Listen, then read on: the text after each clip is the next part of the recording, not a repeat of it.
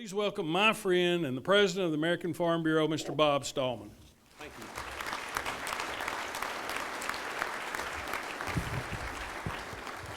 Well, thank you, Mark, and good afternoon, y'all. Commissioner, those remarks reminded me of a couple things. One, the price for my calves this fall. My daddy's rolling over in his grave, I'm telling you. And the other thing is we have been working on a national checkoff solution now for multiple years. And what is happening, we're not too successful, but the states are moving forward very successfully, putting in a beef checkoff, and I think that speaks very highly of Kentucky and the other states that have been doing that. You know, it's really great to be here. I was having a conversation in the restroom. It's amazing, those kind of conversations sometimes, and I won't relate the entire conversation, but what I was telling a couple of you was that it is great to get out of Washington any day, but it's certainly great to be able to come to Kentucky to do that, Mark, and I certainly appreciate the invitation to be here today with you at lunch. I appreciate everything that the Kentucky Farm Bureau does to make our overall organization stronger and better. Y'all have an outstanding State Farm Bureau, a great operation here, and I certainly commend you for it. Now, I say the reason for that is you have a strong grassroots. That's the basis of Farm Bureau. Strong grassroots elect very strong and effective leaders, and y'all have done that over the years. It has been my great privilege to work with four that were recognized earlier. We got Bill and Sam and Marshall and now Mark Haney. And Mark is doing an outstanding job not only representing Kentucky agriculture, you know he does that, but as a member of the AFBF Board of Directors, he's part of an operation that's representing all of American agriculture. And I count on Mark in that boardroom because his words usually carry a great deal of wisdom with them when he talks about issues that we have to deal with. So Mark, I appreciate all you do on behalf of agriculture for Farm Bureau in this country, so thank you. I also think the engagement that you have here in Kentucky with your elected leaders, your elected political leaders, is really, really impressive. And I'll talk about some more of those in detail probably shortly, but you've got some key people that are going to have some key leadership positions come this new Congress. And so we're looking forward to having the great effect or experiencing the great effect that you're going to have on the issues that are important to us. Let me talk about a few things that are happening in Washington. Obviously, a lot is not happening in Washington, but one of the things currently, which is very important to America's farmers and ranchers, is some of the tax provisions that they're considering right now. I mean, if you're like me and you're thinking about buying a tractor, and right now you don't know if you can depreciate it or not, and so we're sitting here waiting for Congress to act. Good news is the House acted. We are going to get an extension for only 2014, which is a shame because it's kind of hard to plan retroactively, which is what Congress seems to think that farmers and ranchers do. But they are making some small degree of progress there. We hope that issue particularly gets resolved here shortly. And through all of these issues, the relationship you have with Senator McConnell, whether in the position he's in now or the majority leader position, which he'll have after the new Congress, is very critical. I really appreciate the relationship that Kentucky Farm Bureau has with Senator McConnell because that's what grassroots and that's what engagement is all about. And without that, we wouldn't be nearly as successful as we are. So the tax issues are creeping along. You know, there's some other issues that are very important to farmers and ranchers. The Endangered Species Act. I'm going to ask a question now, just out of curiosity, Mark, if you don't mind. How many of you think or know that you may have an endangered species on your property? I'm surprised y'all are brave enough to raise your hand. In this day and age, sometimes it's not a good thing to have. The reason it's not a good thing to have is we have an antiquated, outdated law that basically punishes farmers and ranchers, business people, for trying to take care of endangered species. And in general, I think all of us would agree that species should be taken care of. I might make exception of those little worms in some limestone cave in Texas, but for the most part, we do need to take care of our environment, and we do that.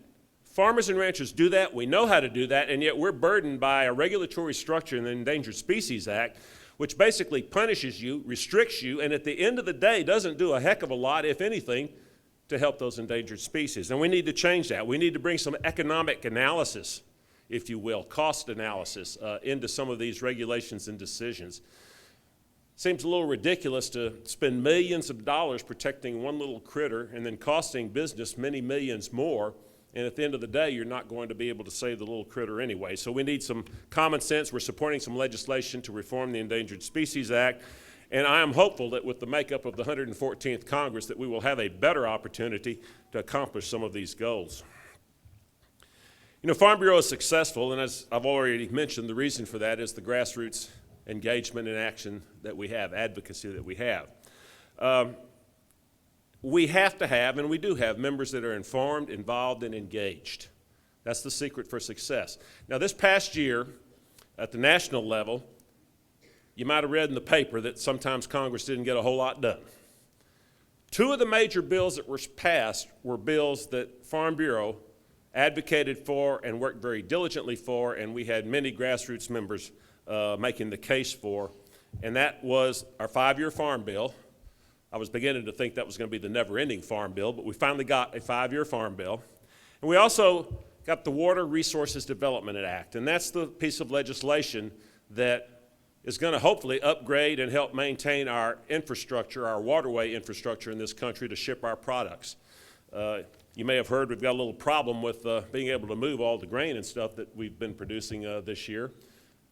But it would help if we could modernize and keep up our waterways infrastructure, because our competitors overseas are doing it. I've been to Brazil.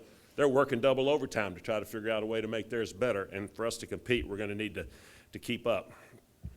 All right, Mr. President, if you don't mind, I'm going to ask another audience participation question here. See, it's a wonderful way to keep everybody awake after a very good lunch. How many of you know what the waters of the U.S. is about? Raise your hand. Well, it looks like you've done a pretty good job here telling them, Mark. We appreciate that. This attempt by EPA to put in a regulation is the most insidious, blatant effort I have seen out of government to take over control of what we do on our farms and ranches. It is just incredible. I'm not a lawyer, obviously, but we have some very good attorneys, one in-house, our general counsel, who's an expert.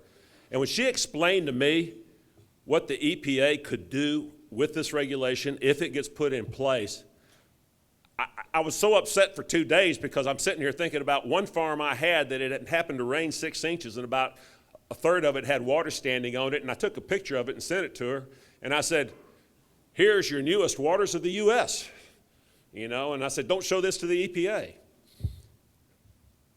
Farm Bureau, this is one of my proudest moments, I think, as president, to see what we have done as an organization. And I told Juliana this riding over here on the plane today, is the effort that we put forth with trying to first inform people about what this rule could mean, but then activate people, our Farm Bureau members, our other partners in the agricultural sector, to stand up and be heard about what this could mean for agriculture. Folks, I know you don't get a chance to see this like I do, being able to sort of be on the inside, but the effort that Farm Bureau put forth, had we not been there, I am convinced that there wouldn't have been any real significant strong opposition, at least not enough opposition to make EPA sit up and take notice if Farm Bureau hadn't taken on EPA. And believe me, they were not expecting us to do it. But we've done it, and we've done it in a pretty phenomenal way. There have been over 700,000 comments put into the docket. Now, I don't know how that compares to other issues, but I know that's a lot. Now, you have to understand that most of those 700,000 comments are like a form email or form letter, and they get counted differently. They're just considered mass comment. But then they actually identify what they consider unique comments. That's something where an individual has written something of importance or substance about the rule. There were 17,000 unique comments out of 700,000 total comments. Farm Bureau is responsible for a little over 10% of those, which is really phenomenal when you look at the activist forces that are out there. And so thank you for all of you that put in comments, and I thank our entire organization across this country for stepping up to the plate and making our voices heard. We've also done it very well with our congressional delegations. There was a hearing day before yesterday, I think, that was supposed to be about conservation. on the Senate side, and it turned into a whole debate about waters of the U.S. with the individuals from NRCS. Actually, I think they got banged on a little bit too much. EPA is the main culprit, but the reality is that issue is front and center on the minds of members of Congress, and I'm hopeful. We haven't got the ball over the goal line yet, but I'm hopeful that in the 114th Congress we will get legislation passed to defund this whole effort, and then we'll have to be vigilant to be sure it doesn't rear its ugly head again. Let me tell you a little bit about another effort that's kind of an extension of what we've done as advocacy, but it's organized. It's called the Go Team. This is where we take grassroots members who have been through AFBF's leadership training programs, which includes media training and presentation training, and they know how to work with not only the news media, they know how to work with social media. And you have some members here in Kentucky that have been some strong Go Team participants, if you will, and that's Terry Gilbert, the Women's Leadership Committee Chair. Our Farmer and Rancher Committee members, Daniel and Allison Smith, and Jennifer Tucker, who graduated from our Women's Communication Boot Camp. And I thank them, and I thank those of you in the future who may be able to join the Go Team too, because this effort has really been helping us in the world of social media. Now, you're talking to an old rice farmer from Texas. If somebody would have said we were worried about who was tweeting on their Twitter or whatever the case may be in their Facebook page, 10 years ago, I would have said, y'all are crazy. That's never going to influence anybody. Unfortunately, it influences everybody. And so we have to be in that space, and we're making a very strong effort to do that. One of the important things that I learned working with USFRA and as chairman, and based on all the research we did, is that we haven't done a good enough job of telling our story. So many times I've had people come up to me and say, well, all we got to do is a better job of telling our story. Let's have a national advertising campaign. And of course, Mark was willing to fund all of that, I'm sure. But the reality is that's not what it takes to connect to consumers. What it takes is personal interaction. It's just like you want to talk to somebody down in the coffee shop face to face. You don't want to talk to some disembodied voice or listen to some disembodied voice making a statement over TV, radio, whatever the case may be. You want to touch that person. Social media does allow you a way to do that. And what we have learned with USFRA is first, and this is what we know, we have a great story to tell about what we do in agriculture, our stewardship of the environment, always wanting to improve. You know, we care for our animals. All of the things we know that are true, but we haven't stepped up to tell and have a conversation with the consumers that are out there. They don't want to be told. They want to talk to you. They have questions. They're curious. They want to know what we do. They want to understand why these other people are talking about modern agriculture being bad. But if you can tell them what you do in your operation, why you do it, and why you're doing it responsibly, you can make a big difference. And that is the one thing that the social media space gives us, is a way to do that for those of you that engage there. So I encourage you to increase your engagement there at every opportunity, because all of you know that from an environmental standpoint, care of animal standpoint, any kind of stewardship standpoint, we do a great job in agriculture. We recently have been involved in another different kind of policy, which was developed by our delegates at our annual meeting last January. And let me ask another question. How many of you have heard the term big data and know what it means with respect to agriculture? Okay, that number is smaller, deservedly so, because it's a new and emerging technology. This is about companies offering services to you. If you give them data from your farm through all of the fancy equipment that we can buy now, that's very expensive, I might add, but at least it has a lot of capability. They can collect all this data, take it, merge it with other data, weather data, production data, soil data, and then give you prescriptions back as to how you can farm better. Where it's been used, yields have been increased, productivity's been increased, input costs have gone down. So this is an emerging technology, but there's a kicker here. You're giving up, in some sense, the information from your farm, your personal information, and everyone's concerned about privacy these days, about what happens to that information. Well, this is so new that our delegates last year said that, hey, wait a second. We want to be sure everybody knows we own the data and we want to maintain control of it. Well, that sounds reasonable. And so we sat down with months of meetings with some of the big players in this field, John Deere, DuPont Pioneer, Case IH, all the big companies that are involved in this new space, and said, let's all figure out what the principles should be. Let's agree on what the farmers' responsibilities are, what they own. Let's agree what the company's responsibilities are. And we announced that agreement here about 3 weeks ago. And it was a big step forward, I think, for this technology to be embraced, with everyone kind of working off the same page as to who owns what the responsibilities are, and what the contract should contain. And so this has been an effort that's unusual for us, is the point I'm trying to make. It's not legislative, it's not regulatory. This was private sector. But because of Farm Bureau's involvement, we got a lot of other groups together. We were able to do this, and this is another thing I think that's been very positive. It's been reported in the Wall Street Journal, the New York Times, and various other places. So just another example of what happens when Farm Bureau all works together for the good and betterment of American agriculture. Looking ahead, we have our annual meeting coming up in San Diego in January. It's going to be a fantastic location for those of you that are coming and haven't been to San Diego. And I'm just kind of hoping and betting that maybe we won't have an ice storm there like we had in Atlanta. Some of you may remember that. I certainly remember that. But anyway, we will have not only a very outstanding convention with an expanded trade show, we'll have some very good general sessions. We've got Jay Leno as our speaker coming in. And then, of course, the business of the organization, the last day, where our delegates will come together and give us our policy direction for the coming year.